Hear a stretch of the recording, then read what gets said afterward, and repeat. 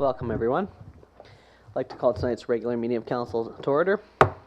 Recommendation that the agenda for the regular council meeting of January 15th, 2018 be adopted as presented. Moved by Councillor Randhawa, second by Councillor Cunningham. All those in favor? Motion's carried.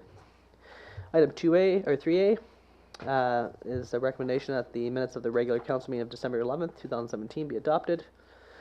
Moved by Councillor Cunningham, second by Councillor Randhawa. All those in favor? Motion's carried. Item 3B, recommendation that the minutes of the public hearing council meeting of December 11th, 2017 be adopted. Moved by Councillor Niche, seconded by Councillor Randhawa. All those in favor? Any opposed? Motion's carried.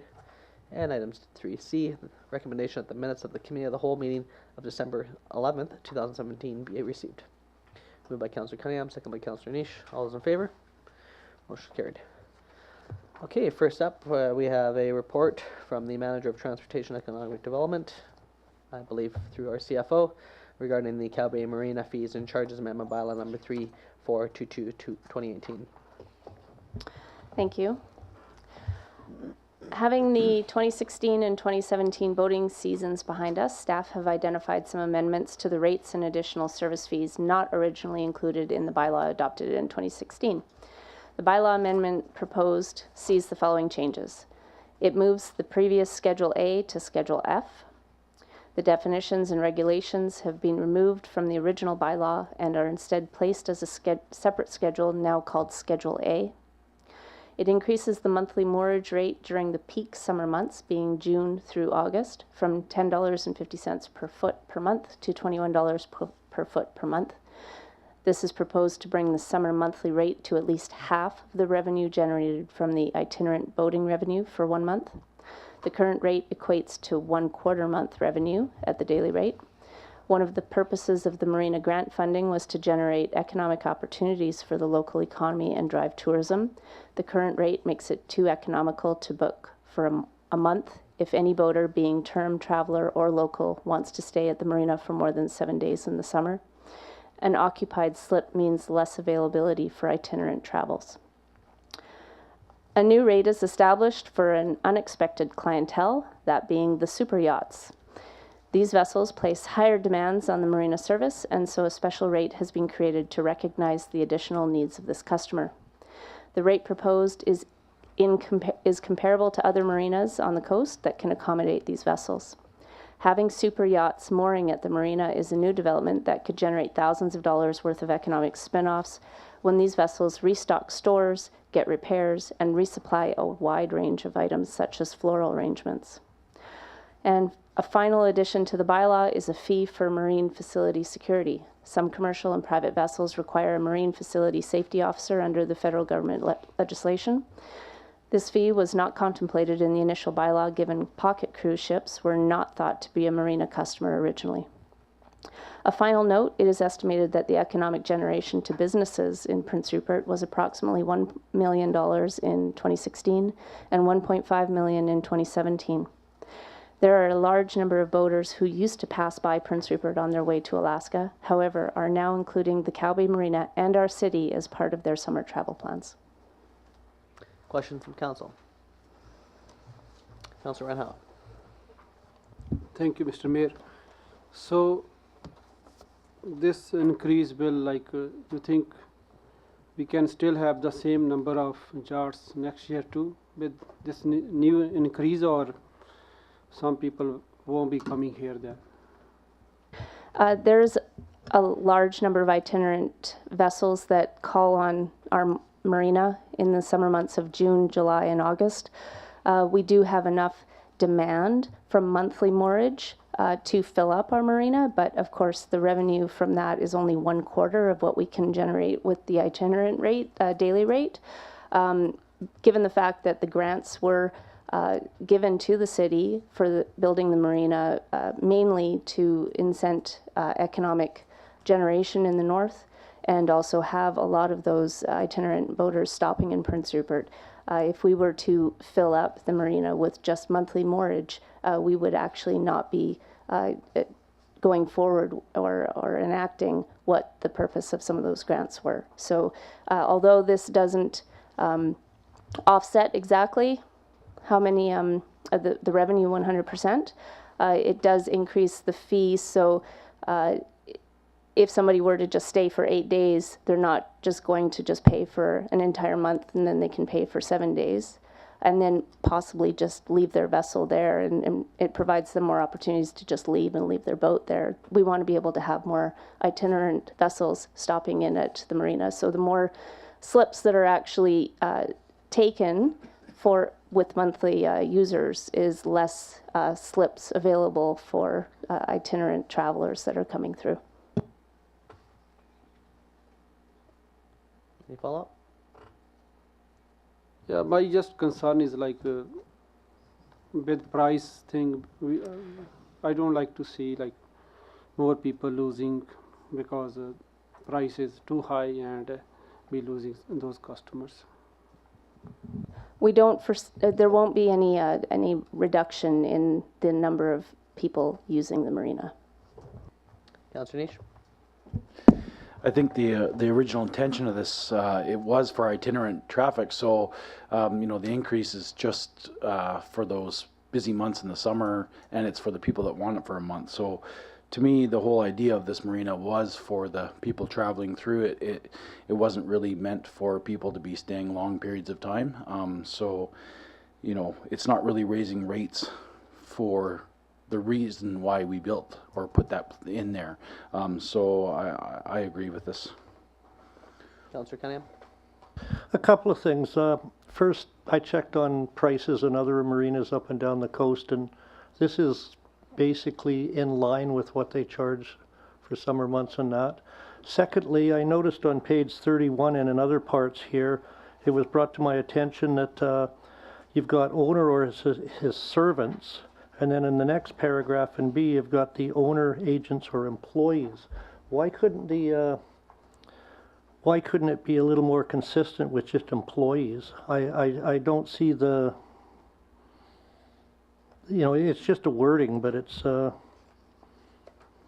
was just brought to my attention today, so I'm bringing it to your attention. You've got the risk factor for the vessels, their equipment parked in the parking lot and everything, and you've got owner or his servants, agents, guests, invitees occurring. And then on 5, you've got liability to an owner or any agents, employees, contractors.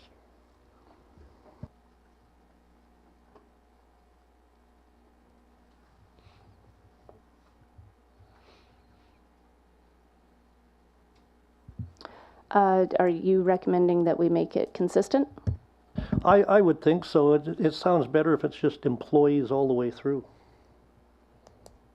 We can certainly put that in easy change. with a resolution, yes. Okay, now one of the other things is down there, I've talked about it before, and while we're on the topic, where are we with having a fish market down there in the summer months? We're in January now, and it's something we've talked about as Saturdays and Sundays in the summer, having a shrimp boat, a crab boat, a salmon boat like Steveston does. They come to the dock, and it gives a little more of a fish market attitude. Terrace has their farmers market. I think this would be a big attraction, given time to develop in that, where people would come to Prince Rupert to buy fresh fish. Right now, there's no place you can buy it at all because Dolly's had her fire. But in the summer, there's very little places to buy fresh product. And checking into it, as long as a vessel has a commercial fishing license on it, they're allowed to sell their fish at the dock.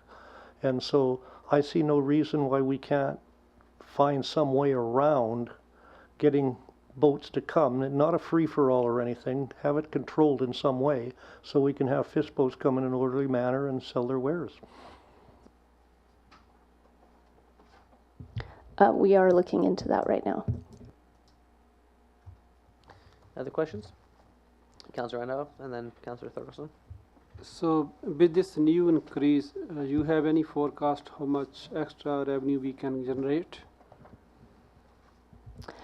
By reducing the number of monthly tenants, if there is a reduction, we will have more revenue because there'll be more slips available, provided that it fills to capacity every single month.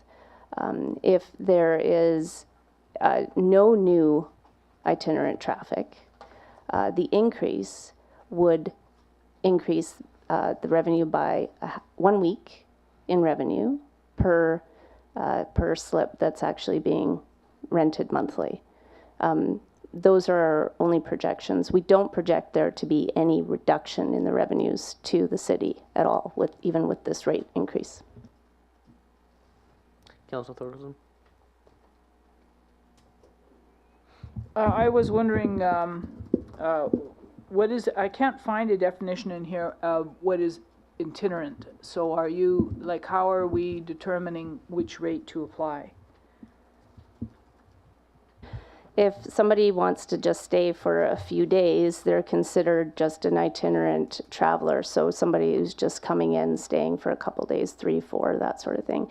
If they wanted to stay for longer and stay for, say, a month, or if they're an annual user, then they get a different contract to sign, and they agree to paying the rates as accordance with the bylaw.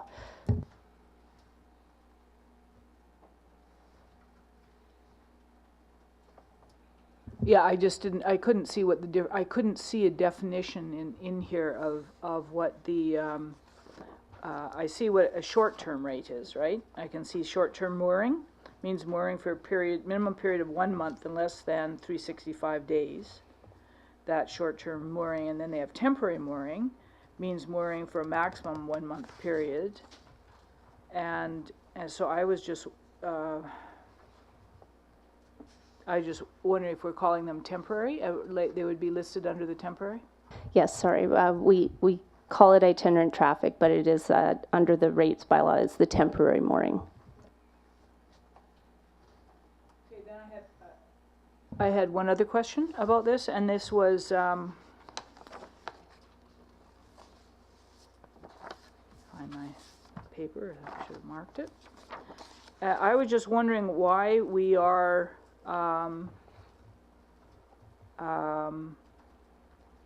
why we are removing, as on page 13, A and B, I can, or 1 and 2, I can see that Schedule A is being renamed Schedule F, and that the definitions and regulations found in the original bylaw be removed from that body of the bylaw and included as a new schedule, and I was wondering why we are doing that. Was there a problem with our water lot plan? No, that wasn't the issue at all, because we're just moving the definitions and regulations to a separate schedule. Going forward, if there is any other amendments, then we can simply, for amending the bylaw, we could just say amending this schedule, so it would be anything reflected in that one particular schedule. This was more of just an administrative cleanup, that's all it was. Any other questions? Okay, recommendation that mayor and council give first, second, and third reading to the Cow Bay Marina Fees and Charges Amendment Bylaw number 3422/2018 with additional item of editing language consistency. Moved by Councillor Cunningham, seconded by Councillor Niche. Any further discussion? All those in favor? Any opposed? Motion's carried. Next up, we have a report from our new Recreation Director regarding recreation fees and charges. Welcome to council.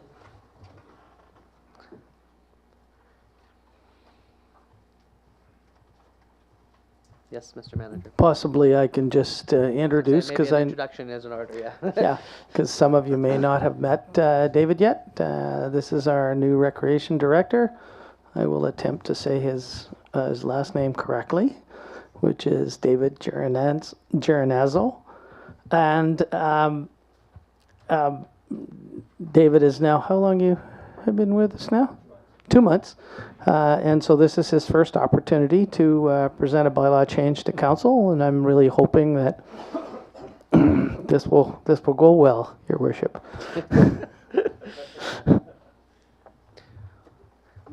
We've got our slingshots in the back here.